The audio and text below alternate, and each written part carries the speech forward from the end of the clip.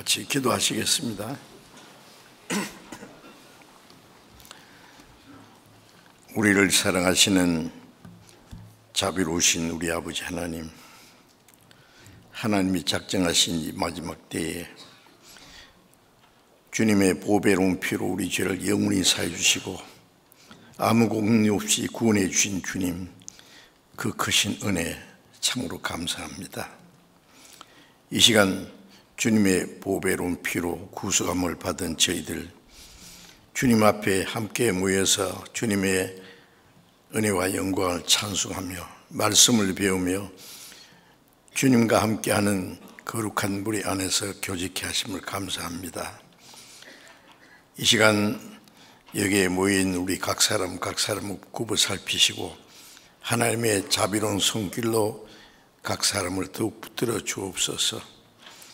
주님의 말씀과 은혜와 성령으로 각 사람의 마음을 날로 새롭게 하시고 우리의 남은 생에 하나님의 자녀로 부끄럽지 않게 살아갈 수 있도록 인도해 주옵소서.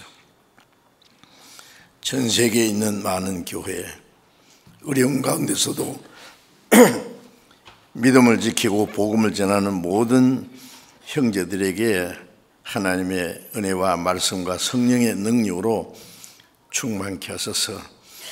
더욱 주님의 복음을 담대히 전거해서 많은 잃어진 영혼들을 주님 앞으로 인도하게 해 주옵소서.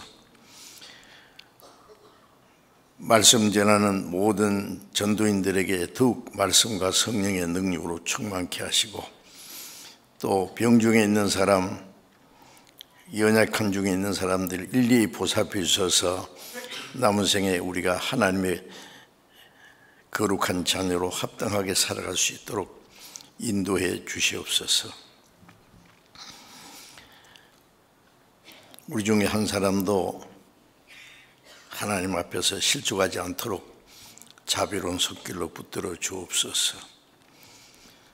때를 따라 우리에게 필요한 말씀을 주시고 행할 길을 가르쳐 주시는 주님, 이 시간에도 우리에게 나타내시기 원하시는 하나님의 거룩한 말씀, 또 우리가 마땅히 어떻게 행할 일들을 더욱 가르쳐 주옵소서.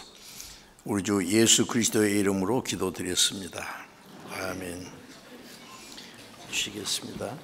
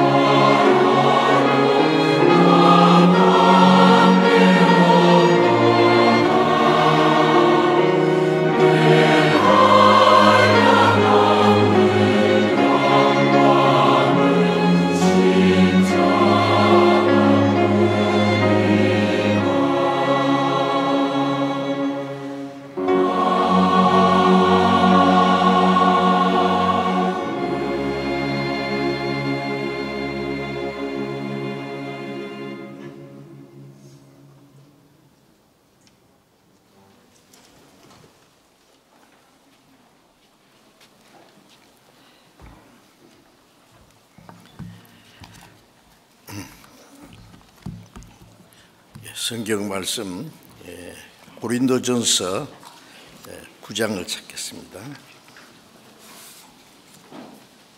고린도전서 9장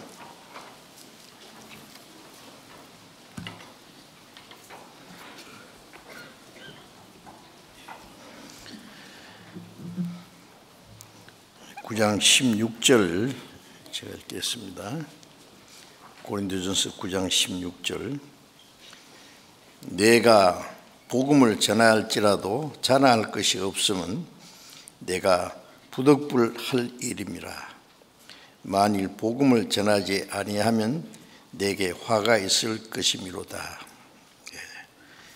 한 절만 읽겠습니다.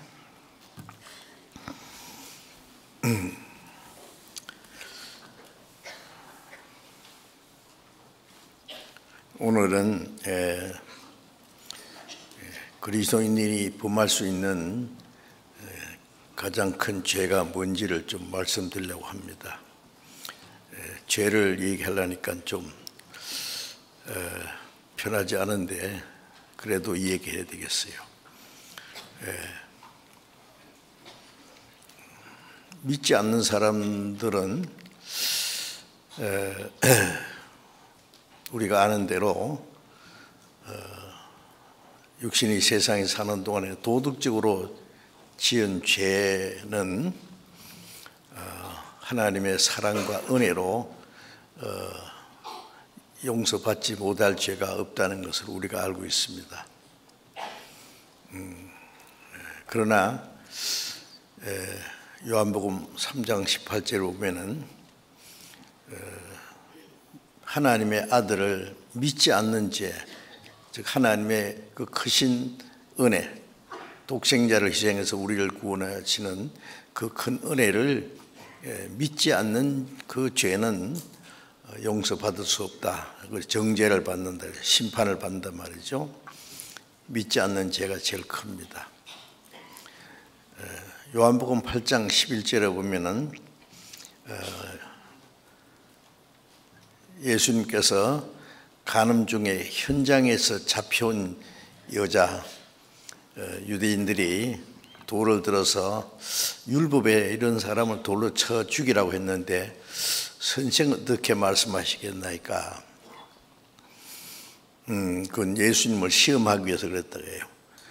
죽이지 마라 그러면 하나님의 율법을 범하는 죄가 되고 죽이라 그러면 로마 법을 범하는 죄가 됩니다. 왜냐하면 어떤 죄가 있어도 로마에서 보낸 재판장의 판결이 없이는 아무도 사람을 죽일 수 없거든요. 그래서 이래도 저래도 예수님 올무에 걸리게 하기 위해서, 예수님은 다 알고 계시죠. 그래서 예수님이 너희 중에 죄 없는 자가 먼저 돌로 치라 그러셨죠. 그러니까 들고 있던 돌, 예수님 말씀이면 그냥 당장이라도 그 여자를 쳐 죽일 듯 하던 그 사람들이 하나씩 다 물러갔다 그랬어요. 늙은 자부터 젊은 자까지. 왜냐하면 나이 많은 사람은 나이 많은 만큼 죄를 많이 졌으니까 양심의 가책을 느끼고 다 물러갔습니다. 이제 예수님만 남았어요. 이 여자는 맞아 죽을 각오하고 눈을 감고 있었겠죠. 근데 조용해요. 그래서 예수님이 여자에게 물었어요. 너를 정죄한 자가 있느냐? 그러니까 둘러보니까 아무도 없거든. 없나이다. 그러면 그 여자를 심판할 수 있는 분이 주님밖에 안 계세요. 나는 죄가 없으니까 너 눈 감아.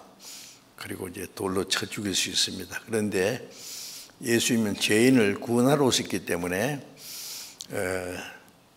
그 간음 중에 현장에 잡힌 여자에게 나도 너를 정죄하지 않노니 가서 다시는 죄를 범치 마라.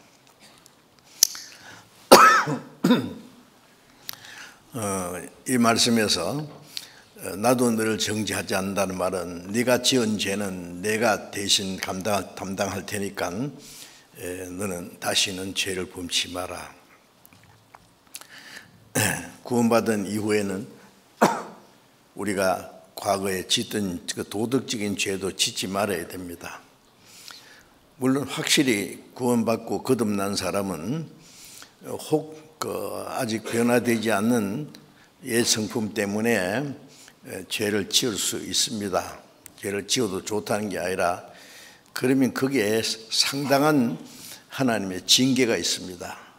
히브리서 12장에 보면은 하나님의 사랑하는 아들, 남의 자식은 잘못해도 때리지 않지만 자기 아들은 때려주잖아요. 그렇기 때문에 하나님 자기 사랑하는 아들을 징계하시고 받으시는 아들마다 채찍질하신다. 여러 가지로 징계를 내리실 거예요. 남을 속여 먹었으면 몇 배 속을 것이고, 물질적인 손해를 끼쳤으면 자기가 더 큰 손해를 보게 될 것이고, 또 마음으로, 또 생활로, 어떨 때는 부모가 잘못했는데 그 자식이 벌을 받는 수도 있어요. 다윗이 잘못했는데 다윗이 난 아들을 죽였거든요. 하여튼 구원받은 그리스도인이 죄를 지으면은 하나님은 묵인하지 않습니다. 그래서 그게 적절한 징계를 내립니다. 그러나 징계는 있어도 확실히 구원받은 사람은 멸망은 없습니다. 징계는 있어도 멸망은 없으니까 뭐 적당히 죄지도 괜찮겠다. 천만의 말씀. 이제 구원받고 순종하는 만큼 하나님이 우리에게 주실 축복이 너무 큰데, 이제 그리스도인은 하나님의 자녀로 합당하게 살아가야 할 것입니다. 그런데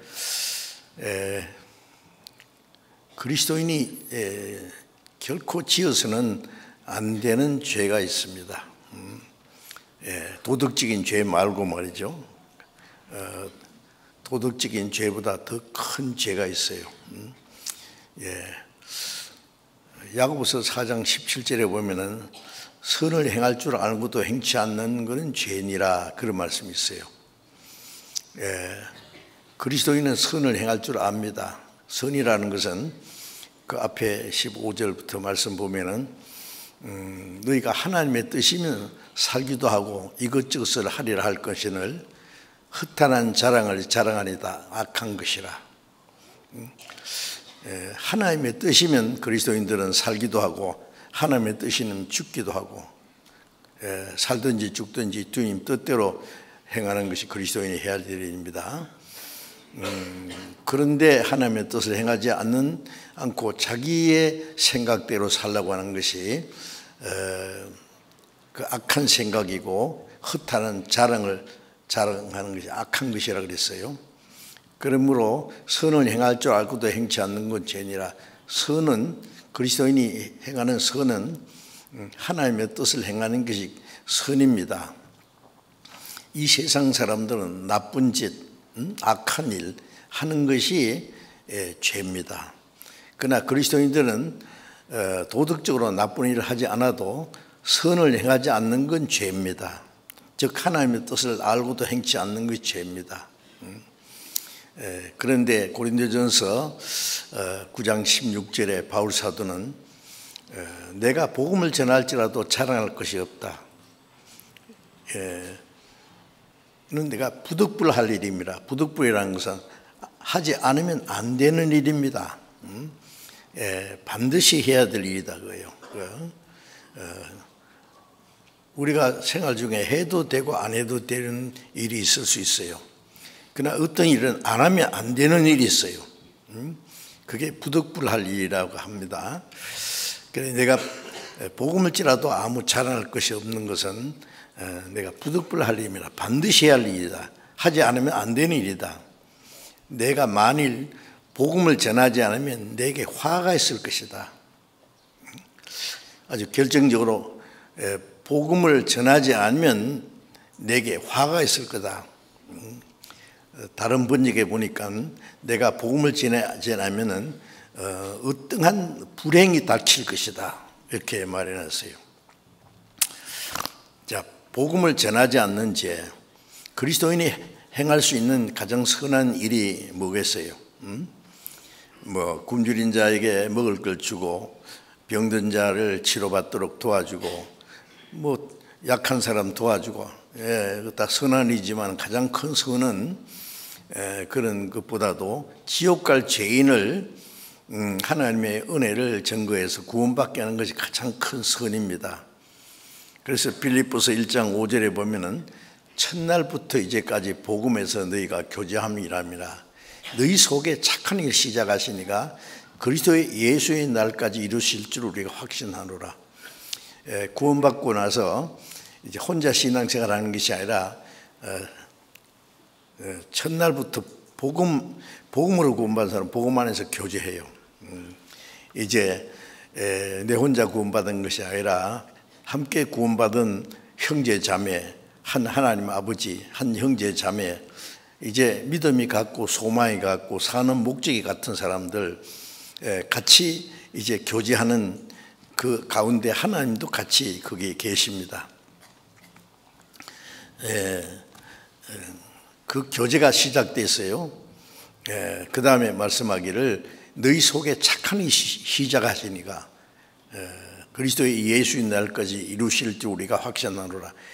그 교제하는 사람들 속에 주님이 뭘 하시느냐 하면 착한 일을 시작하셨어요.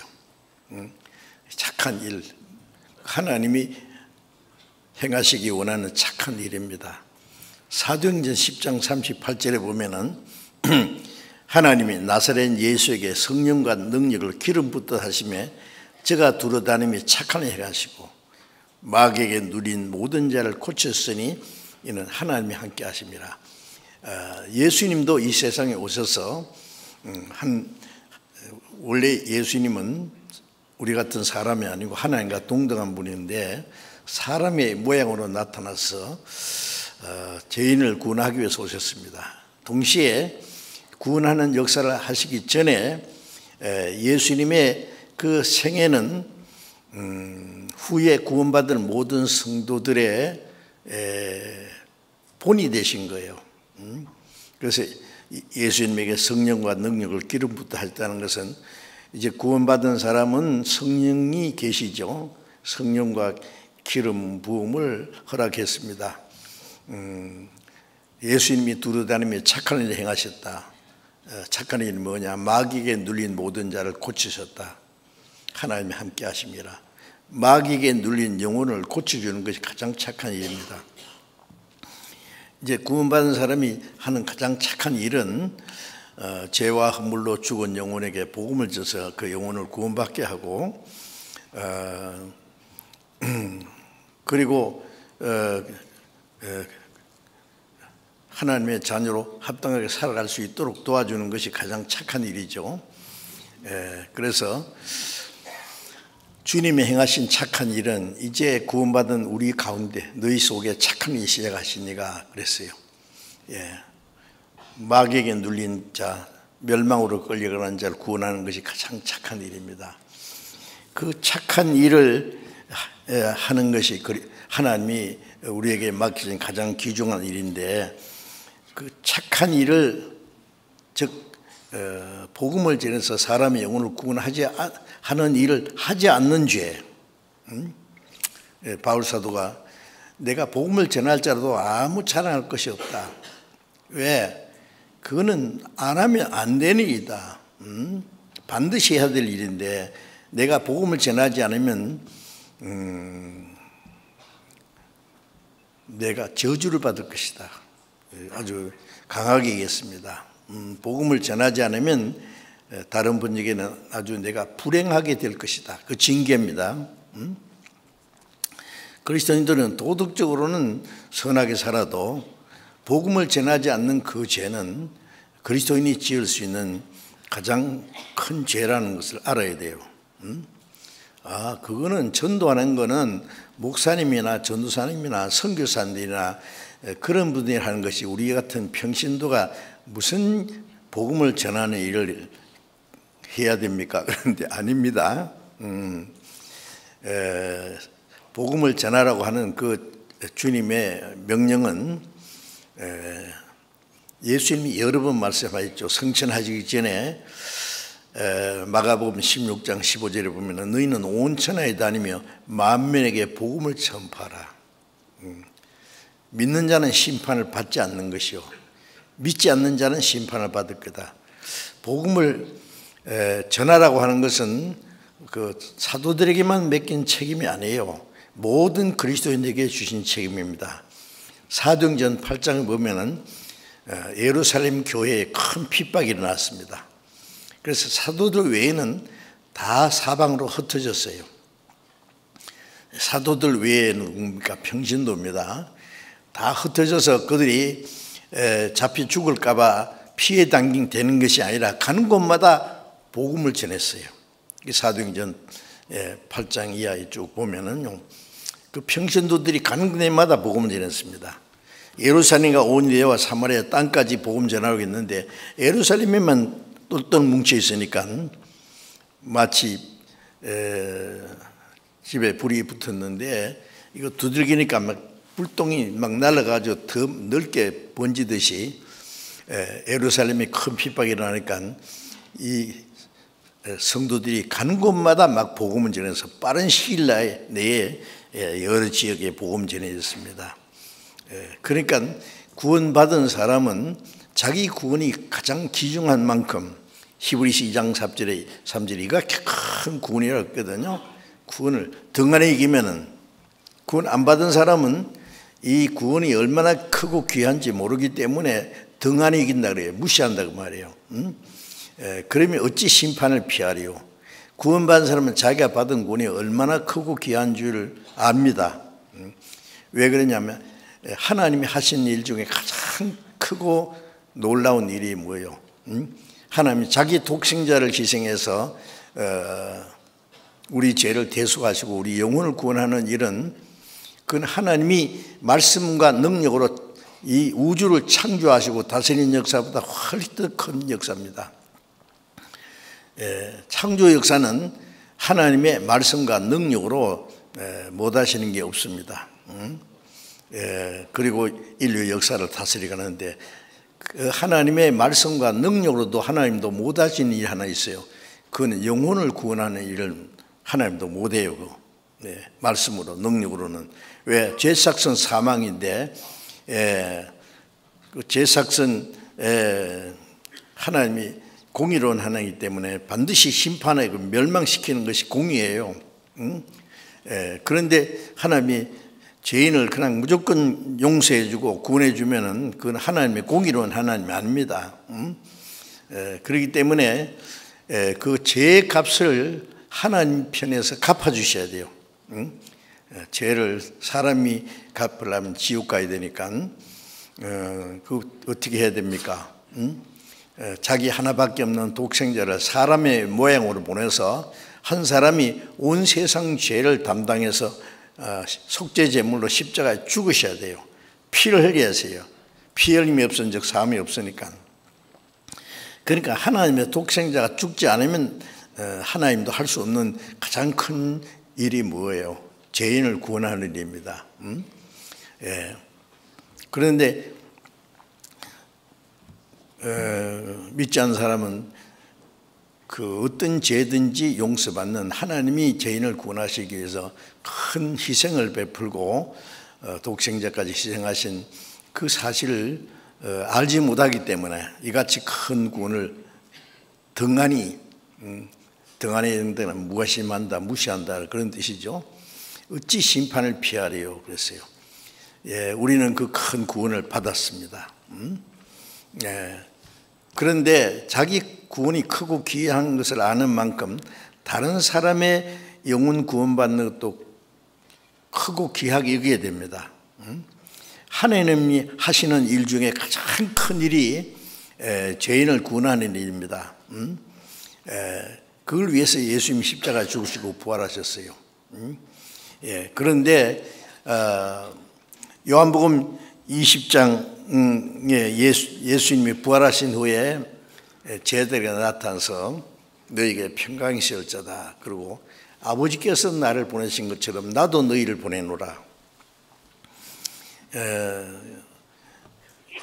아버지께서 자기 독생자를 죄인을 구원하기 위해서 속죄 제물로 보내셨어요. 그래서 한 사람 예수님이 의인이 죄인을 대신해서 죽어서 그 피를 흘려서 죄를 영원히 사했습니다. 부활하신 예수님이 자신이 그리스도라는 것을 나타내 보였어요. 40일 동안 부활하신 예수님이. 그리고 예수님이 마지막 하신 말씀이 아버지께서 나를 보내신 것처럼 아버지께서 보내신 그 일을 예수님 십자가에 죽어서 다 완성하셨죠. 그런데 나도 너희를 보내노라. 그건 무슨 말씀이냐면은 이제 먼저 구원받은 모든 사람들에게 주님이 이루신 그 사실을 전하라고 보내신 거예요. 그래서 로마서 10장 14절 15절 쭉 보면은 전파하는 자가 없이 어찌 들으리요 듣지도 못하는 어찌 믿으리요 보내심을 받지 않았으면 어찌 전파하리요. 하나님의 독생자가 그 큰 구속의 역사를 이루어서 구원하셨지만은 그걸 전하지 않으면 아무도 구원 못 받아요.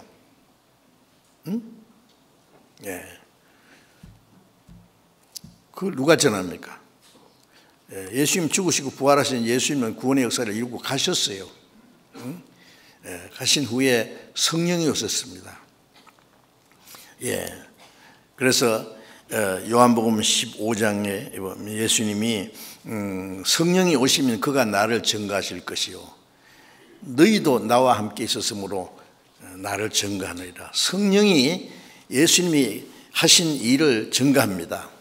성령이 너희에게 임하시면 너희가 권능을 받고 땅끝까지 내 증인이 되리라. 예루살렘에서 땅까지 복음이 전해지는 건 성령의 역사입니다. 그 성령이 어떻게 공중에서 역사하는 게 아니라 먼저 구원받은 사람을 통해서 역사하세요. 구원받은 사람은 성령을 받았습니다. 그 성령의 능력을 힘입어서 이제 땅까지 복음을 전하는 거예요. 그 복음 전하라고 주님이 명령하셨죠.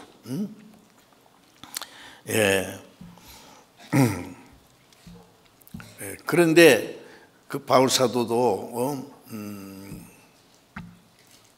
처음에는 예수 믿는 사람을 핍박하고 스데반을 돌로 쳐 죽일 때 가핀 투피하고 예수 믿는 사람을 잡아 죽이러 쫓아다니는 사람인데 예수님이 그 사울을 거꾸로 들여가지고 구원했습니다. 그래서 사울이 바울이 되었습니다. 그리고 이방인의 사도가 되었습니다.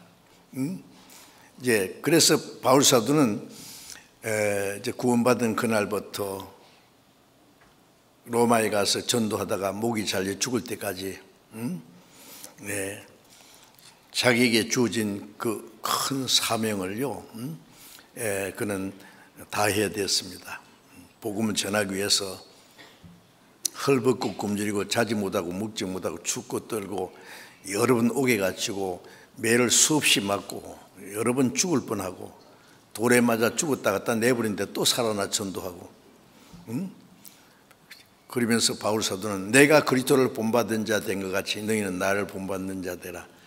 하나님의 독생자 예수님은 우리를 구원하기 위해서 자기를 속죄제물로 죽기까지 하나님께 드렸습니다.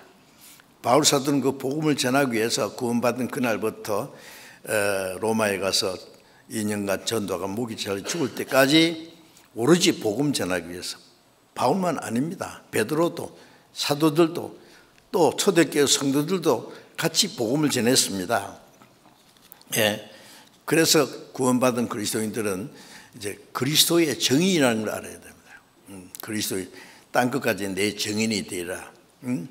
온 세상 사람들은 멸망받을 운명에 있는 죄인이기 때문에 그 예수님이 이루신 사실을 전해서 구원받게 해야 됩니다. 그것이 그리스도인이 해야 될 가장 큰 사명이에요. 그런데 복음을 전하지 않는 그 죄는 주님이 명하신 가장 크고 엄숙한 그 명령을 저버리는 죄요. 명령을 저버리는 죄. 예레미야 48장 10절에 보면은 여호와의 일을 태만해 하는 자는 저주를 받을 것이요. 참 겁나는 말씀입니다. 하나님의 일을 태만히 하는 자, 안 한단 말이에요. 게으르다 말이에요. 등한에 긴단 말이에요. 그러면은 저주받을 것이다.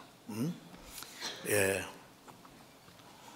자, 사람이 하나님의 일을 해야 되는데 하나님의 일을 태만히 할 수도 있다는 겁니다. 예.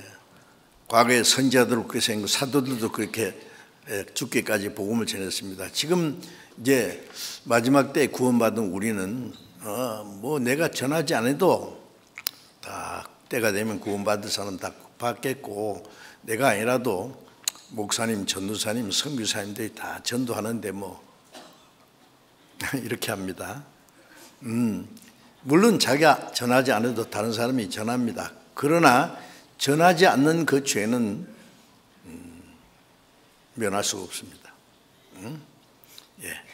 그래서 복음을 전하지 않는 그 죄는 아주 주님의 말씀을 불순종하는 가장 큰 죄라는 것을 우리가 알아야 됩니다.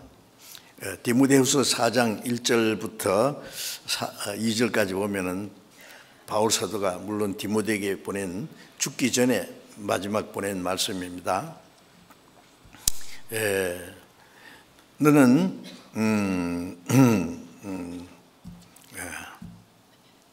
말씀을 전파하라. 산자와 죽은 자를 심판하실 그리스도 앞에서 그의 나타나실 것과 그 나라를 두고 엄히 명하노니 말씀을 전파하라. 때를 얻든지 못든지 항상 힘쓰라. 이같이 엄한 명령이 어디 있겠어요? 산자와 죽은 자를 심판하실 그리스도 앞에서 그의 나타나실 것과 그의 나라를 두고 엄히 명하노니 말씀을 전파하라. 때를 얻든지 못 얻든지, 예? 전도하기 좋은 환경이 되든지, 예, 그렇지 않든지 간에, 예, 복음을 전하라. 자, 이거는 사도들에게만 주신 것이 아니라 모든 그리스도인들에게 주신 그 책임이 크고 작은 것뿐이지, 그 사명은 똑같이 주어진 겁니다. 예. 그래서 복음을 전하지 않는 것은 그리스도인의 그 삶의 목적을 저버리는 죄요. 주님의 그리스도인에게 주신 지상 최대의 명령이고, 그리스도인에게 주신 지상 최대의 사명이고, 그리스도인이 사는 목적입니다. 그게 시편 116편 12절에 보면 여호와께서 내게 주신 모든 은혜를 무엇으로 보답할꼬, 그런 말씀이 있죠. 자, 구원받은 사람은 그리스도께서 우리를 대신해서, 하나님의 독생자가 우리 대신 심판을 받고 죽어서 우리를 구원해 주셨어요. 그 은혜, 그 모든 은혜, 나 같은 죄인을 구원하기 위해서 저 높고 높은 별을 넘어서 이 낮고 천한 땅에 오셔서 우리 같은 비참한 죄인을 위해서 대신 죽어줬다. 그거는 우리 머리로는 다 상상할 수 없는 놀라운 하나님의 사랑이고 은혜입니다. 그러나 분명한 사실입니다.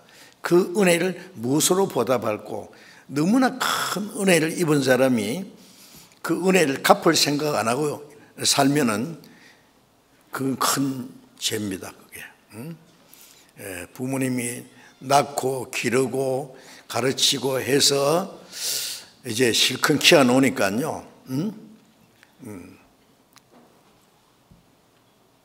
날 위해서 해준 게 뭐냐고 막 대던 사람 있죠.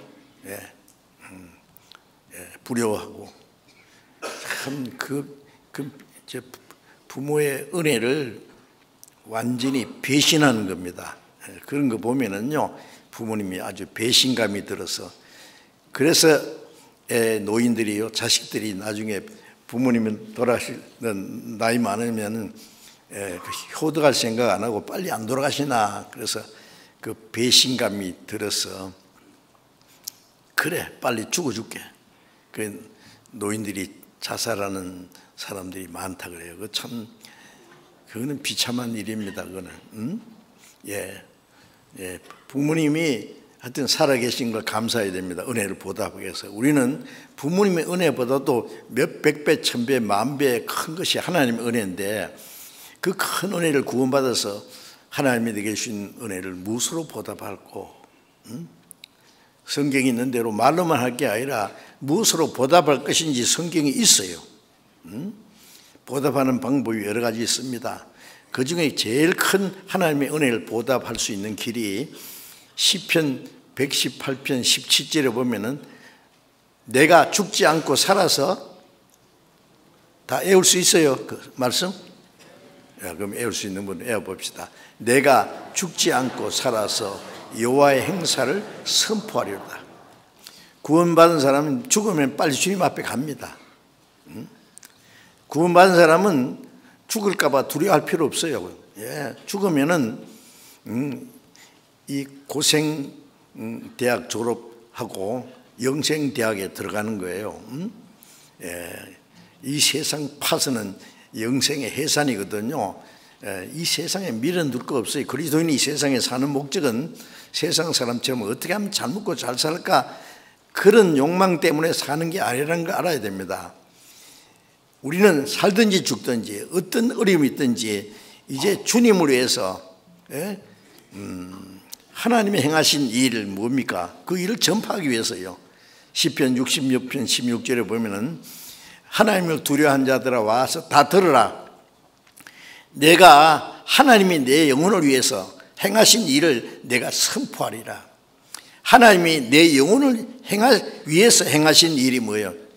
하나님의 독생자를 십자가에 죽게 해서 희생하신 그 큰 일을 전해서 또 다른 사람이 구원받게 해야 됩니다. 전하면 구원받아요. 듣든지 말든지 전하라 그랬어요. 자, 그런데 이 중대한 주님의 명령과 그리스도인의 사명, 우리가 땅에 사는 목적이 그거예요. 하는 일은 뭐 사업을 하든지 장사를 하든지 노동을 하든지 뭘 하든지 그건 수단이고 이제 목적은 복음 전하는 겁니다. 어떻게든지. 아닙니까? 그 잊어버리면 안 돼요. 그리스도인이 사명을 잃어버리면, 사는 목적을 잃어버리면 죽은 거 한 가지예요. 왜 삽니까 도대체? 그래서 이제 우리가 죽지 않고 살아야 될 목적은 하나님의 행하신 일을 전파하기 위해서 있는 겁니다. 요한복음 4장을 잠깐 펴봅시다. 요한복음 4장. 요한복음 4장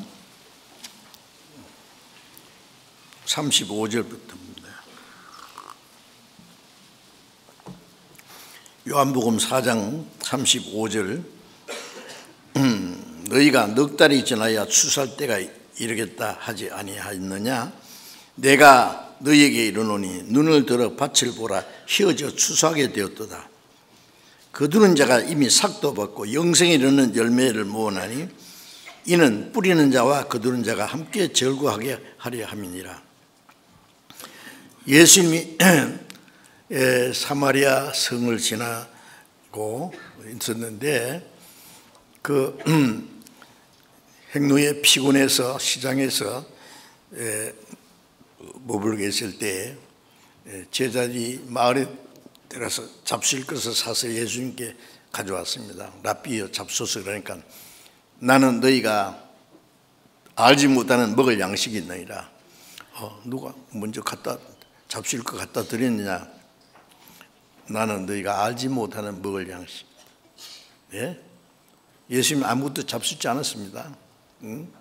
내 양식은 나를 보내신 이의 뜻을 행하며 그 일을 온전히 이루는 이것이라. 배고픈 사람이 뭐 모든 것보다도 당장 먹을 걸 찾지 않습니까? 목마른 사람은 물이 필요하고, 예수님은 가장 피곤하고 시장했을 때 내 양식은 나를 보내신 이의 뜻을 행하며 그 일을 온전히 이루는 거다. 뭐예요? 아버지의 뜻은 여기 지극히 작은 자 하나도 이루어지는 것이 내 아버지의 뜻이 아니니라. 죄인을 구원하시는 일입니다. 이 사마리아 죄 많은 여자가 주님 말씀 듣고 동네에 전도하러 갔어요. 지금 동네 사람들이 쭉 지금 그 여자의 말을 듣고 뭔가 심상치 않은 일이 있을 거다. 그 나오고 있는데 예수님 제자들에게 너희가 넉 달이 지나야 추수할 때가 이렇게 자지 않느냐? 아니야, 아마 곡식들이 겨우 지금 파릇파릇 나오고 있을 거예요. 그 넉 달이 지나야 추수 때가 되겠다. 그거는 들에 있는 곡식을 보고 합니다. 예수님 말씀에 눈을 들어 밭을 보라. 휘어져 추수하게 되었도다. 예? 예수님은 그 밭 말고 눈을 들어서 신령한 눈을 들어서 좀 밭을 보라고 말이야. 이 세상은 하나님이 경영하는 농장입니다. 밭입니다.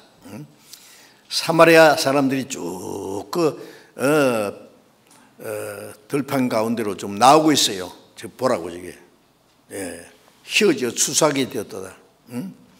예수님이 아직 십자가에 죽지 않았지만은 예수님이 십자가에 죽으시고 부활하심으로 그걸 구원할 것을 이미 전제로 하시고 하신 말씀입니다. 휘어져 추수하게 되었다. 거두는 자가 추수꾼이죠. 이미 삭도 받고 영생에 이르는 열매를 모은다. 구원받은 사람은 추수꾼으로서 삭을 다 받은 사람이에요. 아무것도 안 줘도 죽을 때까지 복음을 전해야 될 사람이에요. 삭도 받고 영생에 이르는 열매를 모으나니, 지옥 갈 죄인을 구원하면 영생에 이르는 천국 창고에 들어가는 알곡이 되거든요. 이는 심는 자와 거두는 자가 뿌리는 자와 거두는 자가 함께 즐거워하며, 뿌리는 자는 예수님이고 하늘에 미리 땅이 떠져 죽었어요. 많은 열매 맺히는 것은 이제 우리는 그 주님이 이루신 그 복음을 전하는 겁니다. 그 거두는 자가 됩니다. 아무리 곡식이 물어 익었어도 거두지 않으면은 추수 때가 지나면은 다 그냥 말라 죽어버려요. 제가 지난번에요, 그 전주에 집회하러 가면서 KTX에서 창문을 보니까요, 밖에 보니까 이제 들에 누른 그 벼 이상이 말이에요, 한 반 이상 거뒀더라고요. 어떤 데는 다 거뒀고 어떤 데는 아직 남아있어요. 올라오면서 보니까 조금 이제는 한 3분의 2쯤 거뒀다고요. 이제 지금은 다 거뒀을 거야 아마. 제가 그걸 보면서 예수님 말씀이 기억났습니다. 눈을 들어 밭을 보라. 휘어져 추수하게 되었다. 추수 때가 지나기 전에 빨리빨리 거둬야 되지 않겠습니까? 거두는 자가 이미 삭도 받고 영생에 이르는 열매에 맺는다. 삭도 받았다는 건 구원받은 사람은 그 하나님의 은혜를 다 받았기 때문에 아무것도 주는 사람이 없어도 이 복음을 전해 삭을 이미 다 받은 거예요. 시골에 보면은요, 그 일꾼 사기가 어려우니까 미리 선샷을 준다 그러죠. 살아요. 그러면 이제 그 할 일 때 되면 그 사람을 불러가지고 합니다. 그럼 자기들이 삭을 받았기 때문에 반드시 일을 해야 됩니다. 그것처럼 구원받은 사람은요, 전도하는 사람도 이미 다 삭을 받았어요. 이렇게 빚진 자예요. 구원받은 모든 사람들도 다 일꾼이 추수할 일꾼이 삭을 받은 것과 같습니다. 그래 영생 있는 열매를 모은다. 먹고 뒤로 나가는 그런 곡식이 아니라 이제 천국 창고에 들어가는 영생 이르는 열매를 모은다. 놀랍지 않습니까? 이는 뿌리는 자와 거두는 자가 함께 즐거워합니다. 주님은 우리를 구원하기 위해서 하늘의 밀처럼 죽으셨고 우리는 주님이 뿌린 것을 거두어야 됩니다. 그래서 주님과 함께 기뻐하는 겁니다. 그래서 우리가 복음을 전해서 많은 영혼이 구원받으면 주님 앞에 설 때에 구원의 역사를 이루신 주님과 복음을 전하던 우리가 주님과 함께 아주 크게 기뻐할 겁니다. 그래서 마태복음 9장 36절에서 38절에 보면은 무리를 보시고 민망이시니 목자 없는 양같이 고생하며 유리함이라. 양은 양인데 목자 없는 양같이 말씀하시기를 추수할 것은 많은데 일꾼은 적으니 추수하는 주인에게 추수할 일꾼을 보내주소서 하라. 그런 말씀이 있어요. 추수할 것은 많아요. 덜에 물을 익은 곡식이 지금 추수 때가 지나가고 있는데 추수꾼은 얼마 안 돼요. 그것도 추수꾼이라고 하는 돼야 될 사람들이 그것도 빈둥빈둥 놀고 딴전 피우고 있으니까 이거 어떻게 할 거예요? 추수할 것은 많되 일꾼은 적으니. 주님이 탄식했습니다. 그렇습니다. 보세요. 막 은혜 시대가 막 끝나려고 하는데 주님 다시 오실 날이 가까웠는데 구원받지 못한 사람은 이제 마지막 심판받을 때가 됐는데 구원받지 못한 사람 너무 많잖아요. 우리 주변에. 아직도 자기 가족 중에 구원 못 받은 사람도 있고 이웃, 친구, 친척, 밖에 다니는 사람들 다 하나님의 형상대로 창조된 귀한 영혼이 있고 예수님이 저들을 위해서도 죽었습니다. 그런데 새카맣게 모르고 있잖아요. 어떻게 할 거예요 그러면? 전해야죠.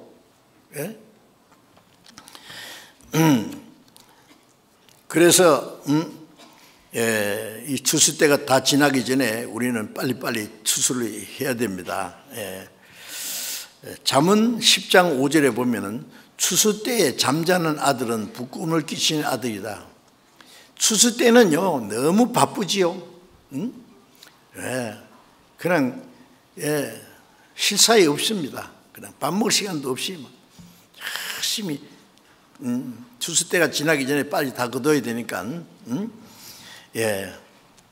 막 요즘에 어떤지 몰라요. 옛날에는 추수 때 되면은 학생들도 초등학생도요 가정 수업한다 그러지. 그건 뭐냐면은 이제 임시 방학입니다.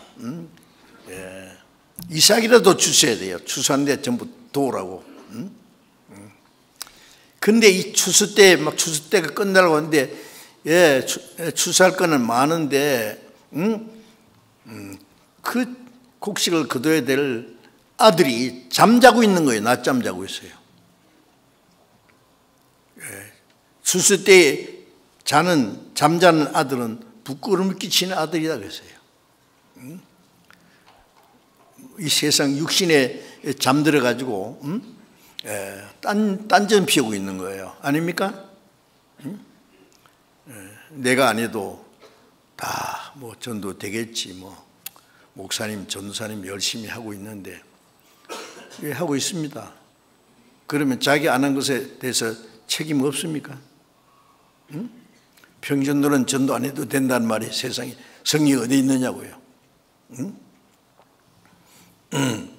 이같이 큰 구원을 등한히면 자기 구원은 크고 귀한 줄 알면서 남의 영혼이 구원받는 건 왜 등한히기예요?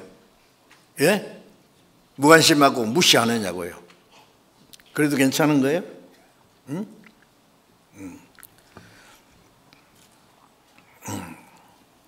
고린도후서 6장 2절에 보면 보라 지금은 은혜 받는 많은 때로 보아라 지금은 구원의 날이다. 언제 구원받을 때입니까? 지금입니다. 믿지 않는 사람들은 전도하면은 뭐 구원 받아야죠. 그런데요 나 바빠서 차차로 받을게요. 차차로. 그런 사람은 구원 못 받습니다. 마귀는 계속 그래 차차로 죽을 때까지 차차로 있거든요. 누가 그러더라고 차차로 마귀가 와가지고 전부 죽을 때까지. 어느 날 사람 갑자기 죽을 수 있어요. 그렇지 않습니까? 갑자기 재난으로 죽을 수도 있고 교통사고로 죽을 수 있고 병으로도 죽을 수 있고 우리의 육신의 생명이 얼마나 연약합니까? 죽기 전에 구원부터 받아야지 뭘. 죽기 전에 뭘 할 일이 이렇게 많아요. 그거 몰라서 그래요. 이같이 큰 구원을 등한히 이기기 때문에. 그런데 구원받은 사람도 자기 구원이 크고 귀한 줄 알면 남의 영혼이 구원받는 것도 크고 귀하게 여겨야지 등한히 이기면 안 돼요. 응? 뭐 지까지 구원받든지 말든지 뭐 지 알아서 하겠지 뭐. 몇 번 전도해도 안 되면 그냥 포기하는 거예요. 안 됩니다. 계속 해야 됩니다. 남의 영혼이 구원받는 것도 등한히 여기면 그 사람 구원할 수 없어요. 구원이 얼마나 크고 귀한 줄 알아야 됩니다. 그래서 지금 정말 은혜 시대가 갑자기 이제 끝날 날이 눈에 앞에 다가오고 있잖아요. 주님 오실 때가 너무 가까운 것을 알고 있지 않습니까? 주님 오시면 어떻게 돼요? 우리는 주님 앞에 가지만 구원받지 못한 사람은 영원히 멸망입니다. 그 책임 없느냐고요. 하나님은 자기 독생자를 희생을 통해서 이루신 크고 귀한 놀라운 구원을 등한히 이기면, 먼저 구원받은 사람도 다른 전도 안 하는 건 그 등한히 이기는 죄예요. 등한히 이기면은 그 영혼을 구원할 수 없습니다.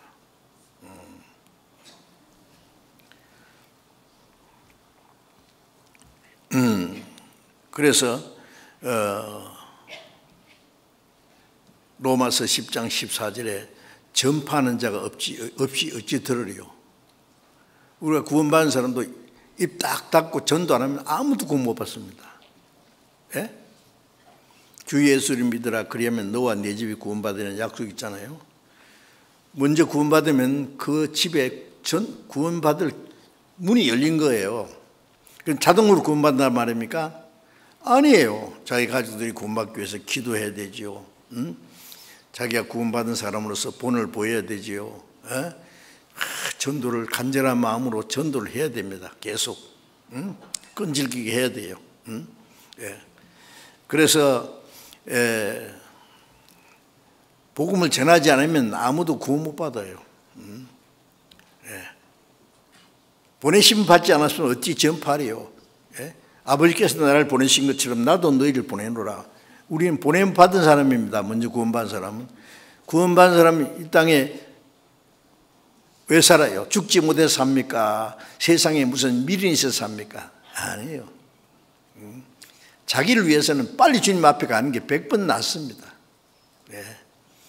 구원 확실히 받고 신앙생활 하다가 주님 앞에 가는 분들을 보면은 주 안에서 죽은 자들은 복이 있도다. 요한계시록 14장에 진실로 그러하다. 그 수고를 거치고 오시니 이 땅의 고난과 수고가 끝나고 영원한 안식에 들어갔기 때문에 구원받은 사람이 구원 안 받은 사람처럼 이 세상에 무슨 미련이 있어요, 욕망이 있어요. 다 썩어져 없을 건데 우리는 오늘이라도 주님 앞에 가면은요 수고와 고난이 끝나고 주님의 안식과 영광이 들어갑니다. 우리를 구원하신 주님을 만나고 살아가시는 하나님 아버지를 만나고 앞서간 성도들을 만나고 기다리던 성도들과 한자리에 만날 때 할렐루야 부르며 얼마나 기쁠 건가. 참 저는 그래서 그런 게 생각하면 빨리 가고 싶어요. 빨리. 왜 이 세상에 삽니까? 할 일이 있으니까. 그래서 저는 제 작은 소원은 내가 할 수 있는 일이 끝나거들랑 그냥 나를 데려가 주세요. 그날로 나를. 그 끝나면 이 세상에 내가 더 이상 있을 이유가 없어요. 뭐 육신적인 거 뭐 다른 건 전부 하나님이 허락한 건 여기까지라 그러면 끝이에요. 내가 할 수 있는 건 아무것도 없기 때문에.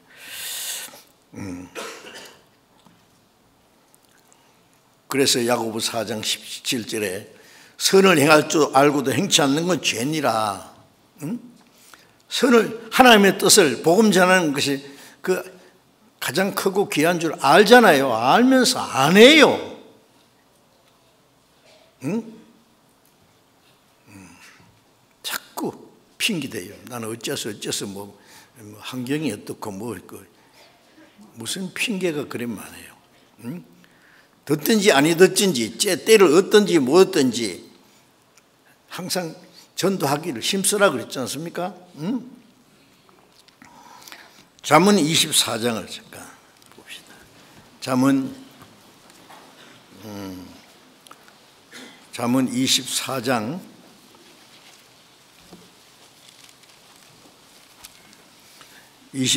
11절부터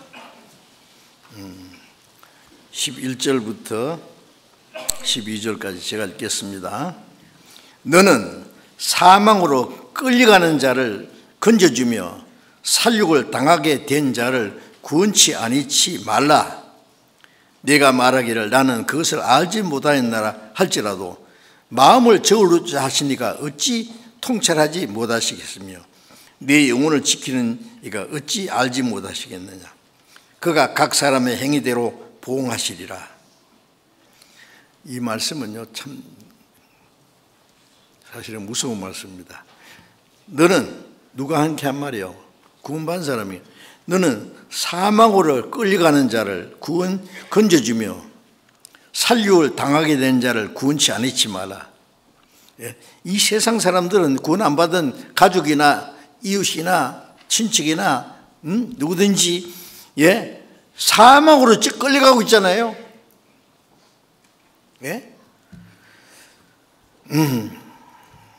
건져주며 살육을 당하게 된 자를 마귀에게 지금 끌려가서 이 지옥으로 끌려가는 자를 구원하지 아니치 마라. 멸망하도록 내버려 두지 마라 그 말이에요. 구원 받도록 도와주라는 말씀이죠. 네가 말하기를 나는 그것을 알지 못하였나 할지라도 마음을 저우라 하시니까 어찌 통찰하지 못하겠으며 네 영혼을 지키는 지가 어찌 알지 못하겠느냐. 응? 너는 알지 못했노라? 나는 그걸 알지 못했노라? 지옥으로 끌려가고 있는데 나는 잘 몰랐다. 거짓말도 잘하네. 응? 가인이 아벨을 쳐 죽이고 나서요. 하나님이 아벨에게 그러세요. 네 아우 아벨이 어디 있느냐? 내가 내 아우를 지키는 자니까? 몰라요 나는. 지가 쳐 죽이고도요 모른대요. 하나님은 네 동생의 피가 내게 호소하느니라. 뭐라고 호소하겠어요? 하나님 내 형 가인이 날 죽였습니다. 이 원수를 갚아주세요.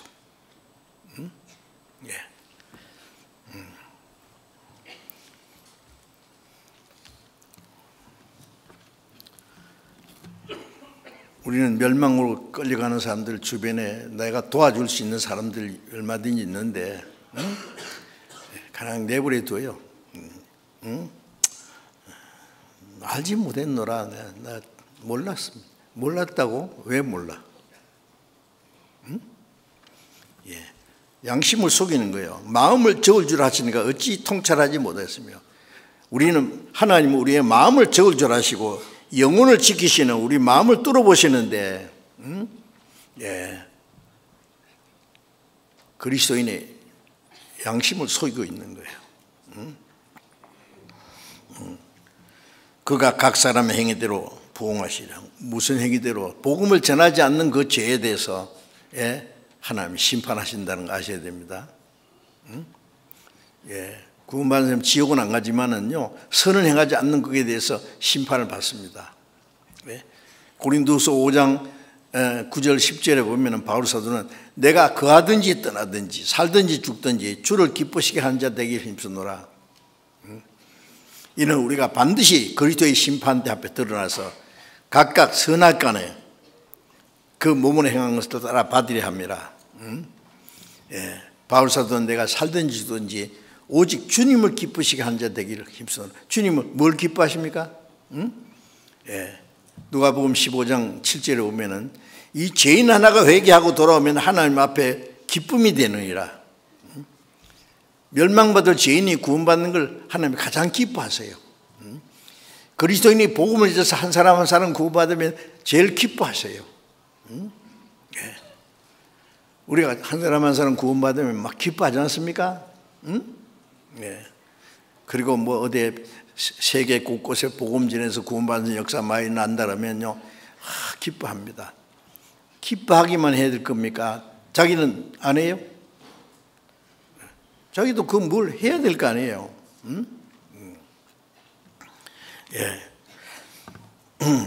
하나님이 기쁘시게 하는 일을 우리가 해야 됩니다. 그래서 하나님이 기쁘게 하시는 일, 그걸 각 사람의 행위대로 심판하시리라. 각 사람이 선악간에 행한 것을 따라 하나님의 뜻대로 행한 것이 선이고 하나님의 뜻대로 행하지 않는 것이 악이고, 육신을 따라 산 것이 악이고, 성령을 따라 산 것이 선이고.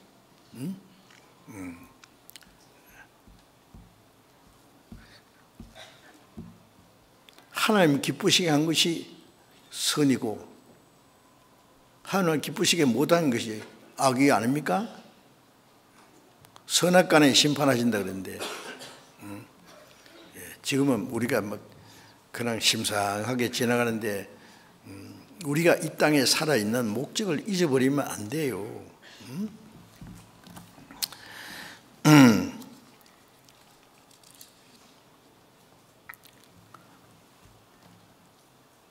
내가 차를 운전하고 가다가 고속도로에서 사고 나서 죽게 된 사람을 봤다고 합시다. 그냥 놔두면 불쌍하다, 곧 죽겠는데 안 됐다. 그렇게 지나가야 됩니까? 내가 아무리 바쁘더라도 그 사람 내 차에 태워서 병원으로 데려가든지 빨리 전화해가지고 119에 어떠든지 그 사람을 살리려고 노력하는 것이 마땅하잖아요. 죽게 된 사람을 보고도 그냥 지나가면은요, 간접 살인자가 되는 거예요. 조금만 도와주면 살 것을 갖다가, 아닙니까?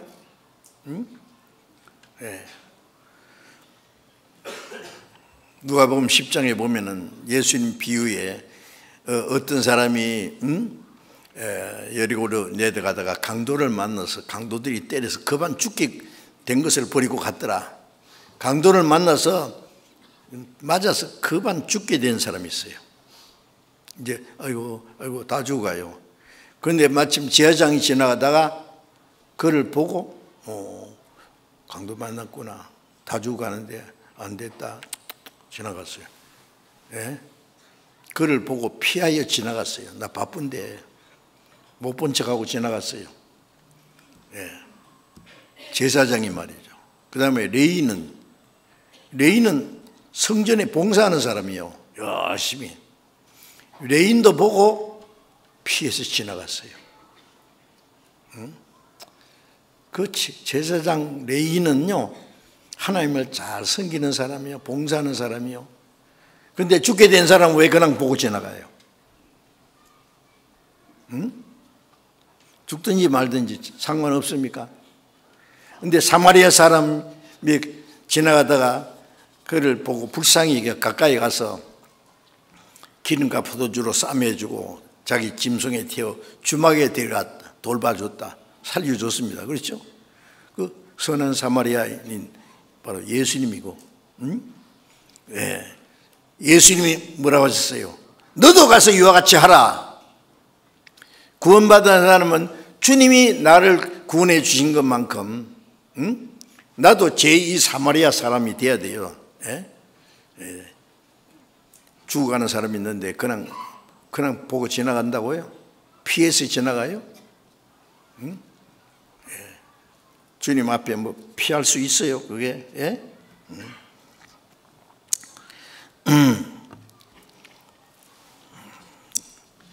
예수님이 우리를 구원하시기 위해서 하신 일처럼 너도 가서 그와 같이 하라. 우리에게 명령한 겁니다. 그리고 이제 시간이 없으니까 제가 그냥 성경 안 찾고 빨리빨리 읽겠습니다. 에스겔 3장 17절부터 19절까지 보면은 하나님이 에스겔 선지자에게 내가 너를 이스라엘의 파수꾼을 세웠으니 너는 내 입의 말을 듣고 나를 대신하여 그들을 깨우치라. 만일 깨우치지 않으면은 깨우치되 듣지 않고 아기는 죄 가운데 죽으면 너는 상관없다. 너는 그 죽은 사람의 피에 깨끗한데 만일 전하지 않고 놔둬서 죽으면은 그 피값을 네 손에서 찾으리라. 그 책임이. 이 파수꾼은 뭐냐면은 두 가지 뜻이 있다 그래요. 멀리 보는 사람입니다. 그냥 망 보는 사람이에요. 요즘 말로 뭐 보초 서가지고요. 저기 오는지 안 오는지. 그래서 깨어 있어야 돼요. 멀리서 오는 그 적을 보고 그럼 보면은 나팔을 불어야 돼요. 막 경고 나팔을 불어야지. 저기 쳐들어오는데 취침 나팔 보고 있으면 되느냐고요. 그래서 파수꾼이 나팔을 불지 않아서 죽으면은 그 파수꾼에게 피값을 찾으리라. 그러므로 듣든지 아니 듣든지 너는 내 입의 말은 하나님의 말씀이 이렇다고 하라. 듣고 싶은 자는 들을 것이요 듣지 않는 자는 듣지 아니하리니 그들은 완악한 자이며 듣든지 아니 듣든지 우리는 전해야 될 책임이 있습니다. 전해도 듣지 않으면 나는 책임이 없어요. 그러나 전하지 않으면 그 책임이 있단 말이에요. 그래서 우리는 파수꾼입니다. 복음을 전하지 않으면 지옥 가는 것을 알면서 막 저기 쳐들어왔는데 나팔 불지 않는 것과 같습니다. 그리고 로마서 1장 16절에 보면은 바울 사도가 내가 복음을 부끄러워하지 않노니 이 복음은 모든 믿는 자를 구원하는 하나님의 능력이 됩니다. 복음을 전하면 믿는 자를 구원하는 능력인데 내가 어찌 복음을 부끄러워할 수 있느냐고.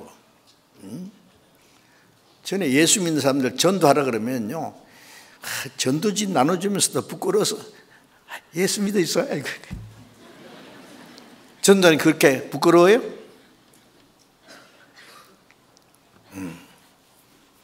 제가 제 혼자 전도 다닐 때 옛날에 김제에서 그런 일이 있었어요.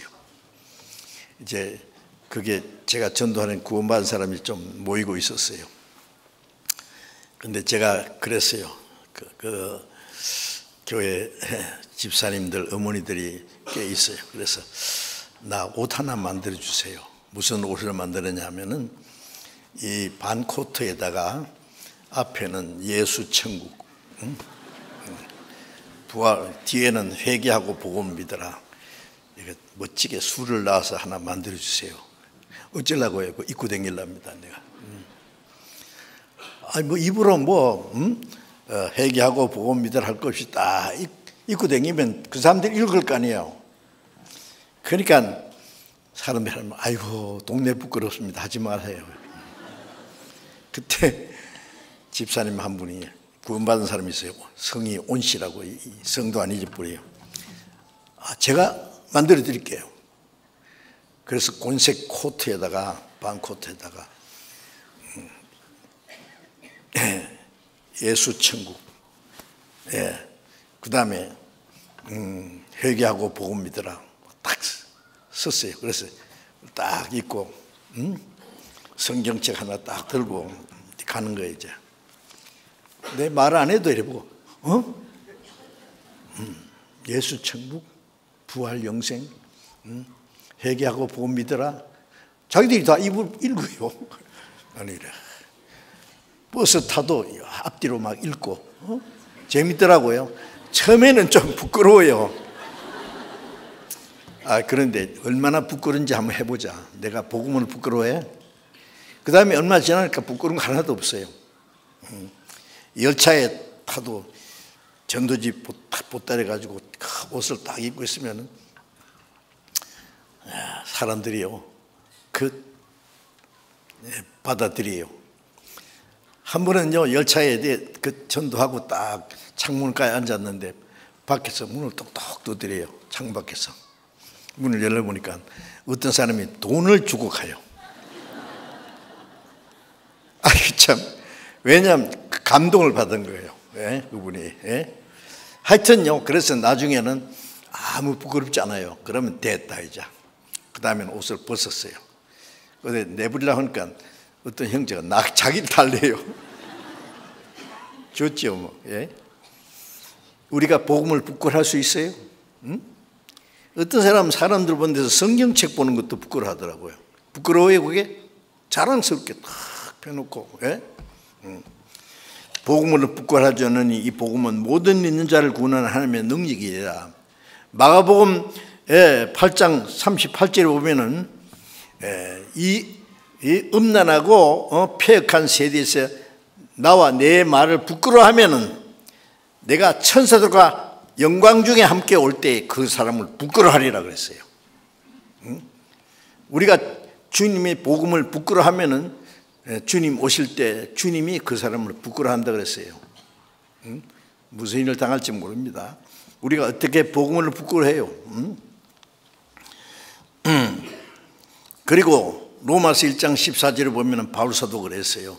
내가 헬라인이나 야만이나 지혜자나 어리석은 자의 모든 자에게 내가 빚진 자라. 그러므로 로마에 있는 너에게도 내가 복음을 전하기 원하노라. 빚진 사람, 바울이 누구한테 빚졌어요? 아무래도 빚지지 말라 그랬는데. 주님이 우리를 구원하기 위해서 죽으셨고 이 복음이 우리까지 오는 동안에 얼마나 많은 사람이 죽기가 희생했어요. 그로 말미암아 우리가 구원받은 사람 빚진 사람입니다. 복음 전하는 것은 빚진 사람이 빚을 갚는 것 같아요. 복음 안전한 사람, 그리스도의 복음 안전한 사람은 빚을 몽땅 빚지고 빚 갚을 생각을 안 하는 사람과 강아지예요. 예. 빚진 사람은 빚을 갚을 의무가 있는데 그 의무를 이행하지 않는 죄가 됩니다. 그리고 또 복음을 위해서 어떤 고난과 희생을 싫어하는 사람, 이 복음을 전하기 위해서는 많은 고난과 희생이 필요해요.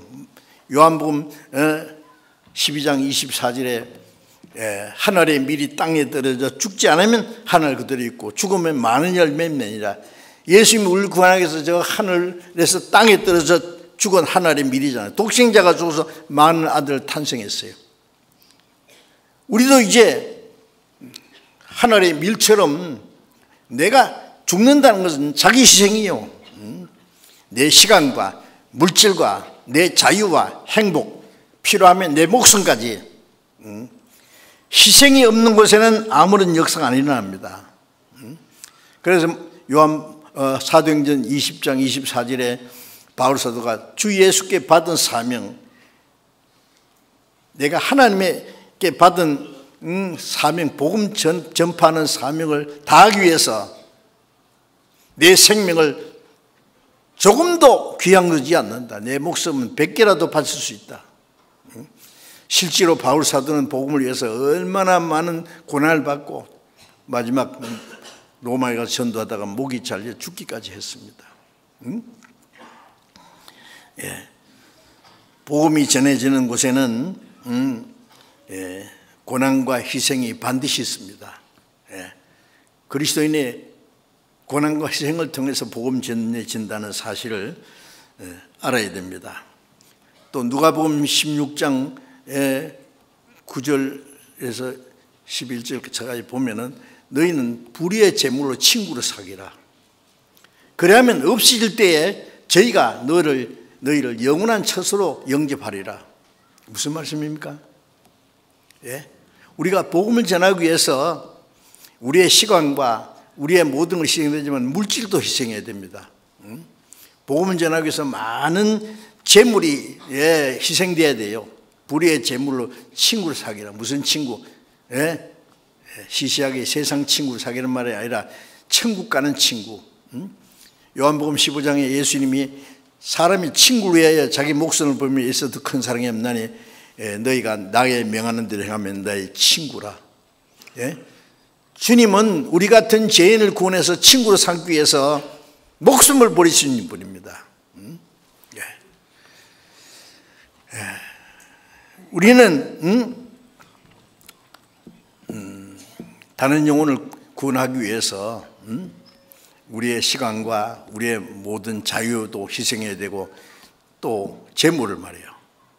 예, 복음이 전해지는 데는 많은 재물이 필요한 거 아시죠? 예, 선교사도 보내야 되고, 예, 선교사 한 가정 파송하는데 돈이 얼마나 드는지 잘 모르실 겁니다. 돈 생각하면 선교사 못 보냅니다. 지금 한국에서 우리 교회에서 많은 선교사를 외국에 82나라에 보내고 있고, 예? 또 현지 전도인들이 또 훨씬 더 많아요. 그 전부 거의 다 가난한 나라에 전도하기 때문에 우리가 전도비를 다 보내야 돼요. 막대한 전도비가 듭니다. 그걸 우리 교회가 하고 있어요. 큰 어려움 없이 하고 있어요. 왜? 이제 교회가 그만큼 성장했기 때문에 내가 선교사는 못 가지만 선교사를 보내겠다는 마음을 가지고 이 세계 선교 헌금하는 거 보면요, 대단합니다, 정말로. 그래서 복음이 활발해지죠. 예? 예, 그런 희생이 없으면 전도 안 됩니다. 예, 그런 간절한 기도와 희생이 헛되지 않도록 하나님이 역사하시는 거예요. 그래서 불의의 재물로 친구로 사귀라. 구원받으면 친구가 되는 거예요. 예, 그러면은 없어질 때, 세상 게 다 끝날 때 내가 사귀 놓은 친구가 영원한 처소로 너희를 영접하리라. 영원한 처소가 천국이잖아요. 우리가 천국 갈 때 주님이 우리를 영접할 뿐 아니라, 예, 우리가 희생해서 구원받은 사람, 직접적으로 전도할 뿐 아니라 간접적으로 물질을 바쳐서 그 물질이 쓰여지는 동안에 구원받은 사람들이 지금은 누가 어떤 희생을 해서 구원받는지 잘 모를 거예요. 그러나 주님 앞에 가면 다 압니다. 누가 어떤 희생을 해서 내가 구원받았는지. 그래서 기쁨으로 우리를 영접해 준다 그랬어요. 제가 가끔 멀리 외국에 가면은요, 그 공항에서 형제 자매들이 기다리다가 말이에요, 어떨 때는 막 꽃다발을 목에다 걸어주고 막, 그런데 처음 먼데 갔는데 공항에 내렸는데 아무도 자기를 기다려준 사람 없고 영접해 준 사람 없으면 얼마나 쓸쓸하겠어요? 천국에 가면 누가 영접해 줄 겁니까? 우리가 수고하고 희생해서, 우리가 물질을 희생해서 어떤 사람이 구원받는지 모르죠. 그러나 하나님 다 아십니다. 구원받은 사람도 압니다. 그때 가면 주님이 아시는 것처럼 우리 지식이 완전해지니까요. 그래서 서로 영접해 준다 그랬어요. 온몸과 재산 들여 이 복음 전하세. 복음이 그냥 저절로 전해지지 않습니다. 그래서 디모데후서 1장 8절에 바울 사도가 마지막 죽기 전에 디모데에게 복음을 해서 갇힌 나를 부끄러워하지 말고 너는 하나님의 능력을 쫓아 복음과 함께 고난을 받으라. 복음과 함께 고난을 받으라. 복음과 함께 고난받는 사람 가운데 하나님의 능력을 역사하시거든요. 인색한 사람, 이기주의인 사람을 통해서 하나님이 역사 안 하세요. 전도하는 것도요, 먹고 살기 위해서 전도하는 사람 하나님 안 쓰십니다. 그런 사람이 어디 있어요, 성경에? 예? 복음을 해서 죽기로 작정한 사람들. 자, 그래서 전도하지 않는 죄는 또 주님이 주시려는 상급과 영원한 영광을 무시하는 사람이에요. 포기하는 사람이에요. 죽도록 충성하라. 그리하면 생명의 멸류관을 내게 주리라.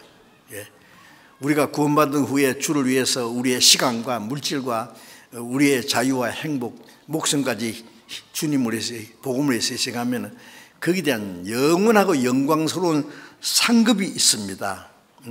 로마서 8장 17절에 우리가 그리스도와 함께 영광을 받기 위하여 고난도 함께 받아야 될 것이니라. 생각건대 현재의 고난은 장차 우리에게 나타날 영광과 좋게 비교할 수 없다. 고난과 희생은 잠깐이고 영광은 영원한 겁니다. 그래서 고린도후서 4장 17절에도 잠시 받는 환난에 경한 것이, 가벼운 것이 영원하고 영광스러운 중한 것을 이루게 하매니 우리가 주를 위해서 희생해봐야 얼마나 하겠어요. 고난받는 것도. 그러나 주님이 주시는 영광은 영광스럽고 영원한 겁니다. 그런데 싫다고요? 어떤 사람, 그러니까 산 같은 거 보면 뭐 해요? 저 천국 뒷자리만 가면 되지 뭐. 주님 앞에 오늘이라도 가보세요. 그런 소리 나는가? 이럴 줄 알았으면 좀 더 용감하게 살 텐데 이 하찮은 육신 때문에 비겁하게 살았구나. 그걸 알게 될 겁니다. 예?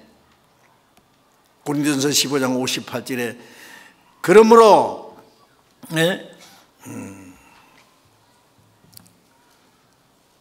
너희는 믿음에 굳건서 흔들리지 말고 소망에 흔들리지 말고 주의 일에 더욱 힘쓰는 자들이 되라. 이는 너희 수고가 주 안에서 헛되지 않을 줄 압니다. 주의 일에 더욱 힘쓰는 자들이 되라. 이는 우리의 수고가 헛되지 않습니다. 예? 주님은 영원하고 영광스러운 갚아주기 때문에 그래서 우리가 주님 앞에 가기 전에 열심히 일해야 됩니다. 요한계시록 22장 12절에 내가 진실로 속히 오리라. 내가 각 사람 줄 상이 내게 있어 각 사람에게 일한 대로 갚아주리라. 주님도 빨리 오시기 원해요. 왜요? 우리에게 상을 주시려고. 각 사람이 줄 상이 내게 있어 각 사람에게 일한 대로 갚아주리라. 구원은 하나님의 은혜로 똑같이 받았지만은 영광은 구원받은 후에 각 사람이 주님과 복음을 해서 어떻게 살았느냐에 따라서 영광이 다르다는 거 아셔야 됩니다. 그 영광은 영원합니다. 구원은 받았는데 부끄러운 구원이 있다 그랬어요. 고린도전서 3장에 보면. 남들은 영광을 받는데 나는 아무것도 없으면요.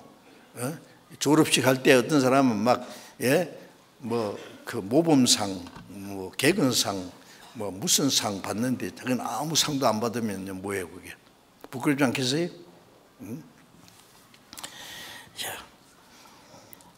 그래서 죽도록 충성하라. 그리하면 생명의 멸관을 네게 주리라. 우리가 이 세상 것 다 헛되지만 주를 위해서 복음을 위해서 산 것은 결코 헛되지 않습니다. 그런데 구원 받았다고 하면서 전도에 대해서 요만큼도 관심 없는 사람이 있어요. 구원만 딱 따먹고 끝이에요? 구원 받은 거 맞아요? 나는 그런 사람 보면 솔직히 구원이 의심스러워. 정말 받았을까? 그 사람 속에 주님의 사랑이 있을까? 생명이 있을까?